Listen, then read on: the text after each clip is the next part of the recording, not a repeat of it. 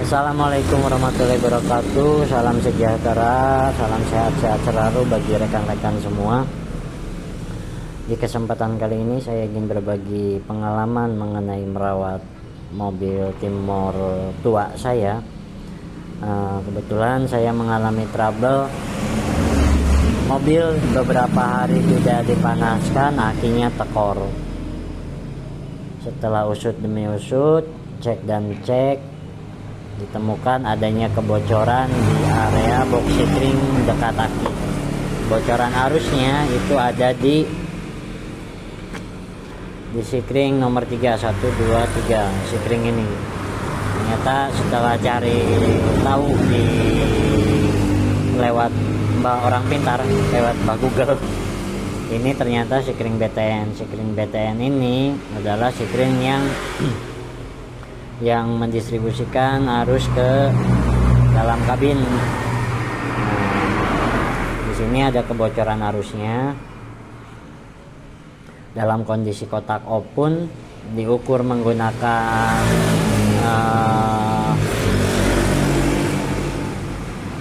tes pen DC, itu masih tetap nyala. Jadi ada kebocoran arus di area sikring BTN ini. Dan sikring BTN ini adalah sikring yang mendistribusikan arus ke dalam kabin. Setelah saya cek di area mesin, baik itu kabel yang mengarah ke alternator yang ini dengan kabel ini,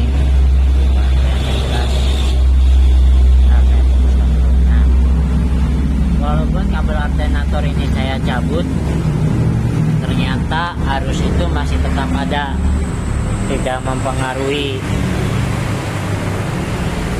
Jadi si kebocoran arus itu, walaupun kabel alternator tadi saya lepas,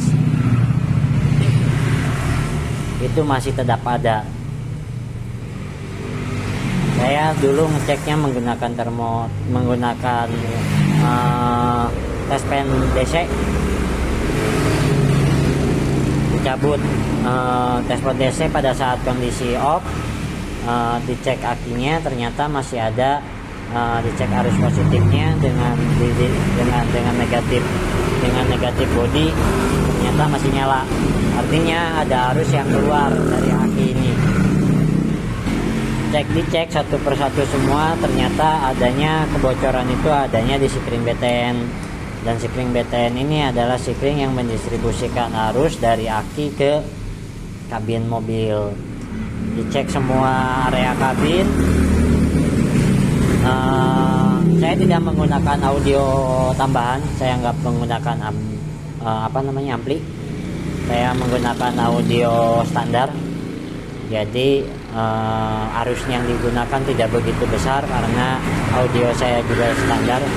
Saya cabut tip, arusnya masih tetap sama, ada kebocoran arusnya masih tetap sama di sikring BTN ini masih tetap ada. Saya urut kabel yang di dalam kabin sampai saya bongkar karpet bawah, nggak ada kabel yang short atau mengelupas, tidak ada. Saya lepas juga bagian atapnya, plafonnya, saya cek satu persatu, tidak ada juga kabel yang mengelupas yang menyebabkan short. Saya bongkar juga bagian dashboard, juga sama, tidak menemukan kabel yang mengelupas. Kebetulan saat itu saya masang peredam dalam kabin menggunakan peredam merek tertentu yang dari serat kaca dan aluminium. Nanti kita cek ke dalam. Ini tips saya masih standar, tidak menggunakan ampli. Kebetulan saya pasang peredam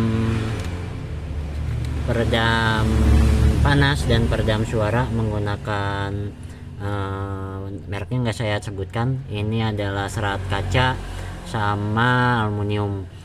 Di atas juga sama, saya bongkar atas, saya bongkar dashboard, saya tidak menemukan kebocoran arus yang dari kabel terkelupas, tidak ada kabel yang short. Saya lepas tip juga sama, kebocoran arus masih ada.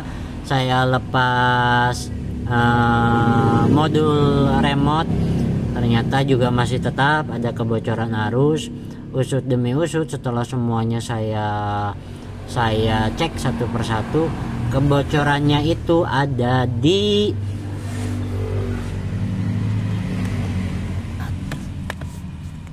nih, kebocoran itu ada di TCU. Nah, TCU ini bisa rusak diakibatkan karena penggunaan modul remote. Jadi kalau misalkan TCU-nya ini sudah rusak, itu bisa menyebabkan bocor arus dari sikring BTN yang mengarah ke kabin. Itu terus tanpa menggunakan modul remote dengan TCU ini, kunci pintu itu akan bisa terlock secara keseluruhan apabila kunci pintu di bagian supir itu ditutup juga, dikunci juga. Jadi keempat pintunya akan mengunci, dan kalau misalkan dibuka, sama keempat pintunya juga akan terbuka. Jadi penyebab kebocoran arus itu adanya di TCU ini, yang disebabkan oleh pemasangan modul remote pintu. Jadi itu pengalaman yang cukup membuat saya pusing, karena saya bongkar sana sini untuk menemukan kebocoran arus. Ternyata kebocoran arus itu sendiri adanya di modul di TCU yang disebabkan oleh penggunaan modul remote pintu. Jadi ada beberapa orang yang menganggap, Om, saya menggunakan modul remote pintu, mobil saya aman-aman aja. Ya mungkin belum, atau ya saya doakan enggak sama sekali itu. Jadi daripada saya harus membeli TCU baru dan harganya lumayan, saya memilih untuk tidak menggunakan modul remote. Jadi unit saya untuk saat ini kuncinya manual, tidak menggunakan modul remote. Tapi untuk mengunci 4 pintu itu bisa dikunci bisa otomatis terkunci semua apabila kunci di bagian supir ditutup atau dibuka di bagian supir pun keempat pintunya akan kebuka.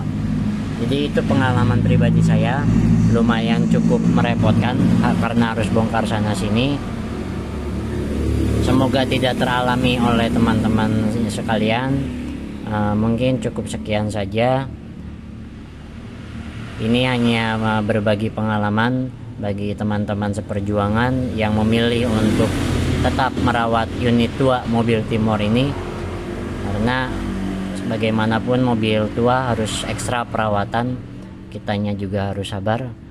Kalau bisa kita ada sedikit-sedikit, jangan main ke bengkel. Bukan berarti saya tidak membatasi untuk rezeki orang lain, tidak. Tapi harapannya kalau misalkan kita tahu kondisi mobil kita pada saat ada trouble di jalan, kita bisa memperbaikinya sendiri. Jadi sekian saja dari saya. Kurang lebihnya saya mohon maaf. Semoga video ini bermanfaat. Mohon bantuan like and subscribe-nya dari teman-teman agar saya lebih bersemangat lagi untuk membagikan pengalaman-pengalaman saya dalam merawat mobil Timor ini. Terima kasih, sekian dari saya. Assalamualaikum warahmatullahi wabarakatuh.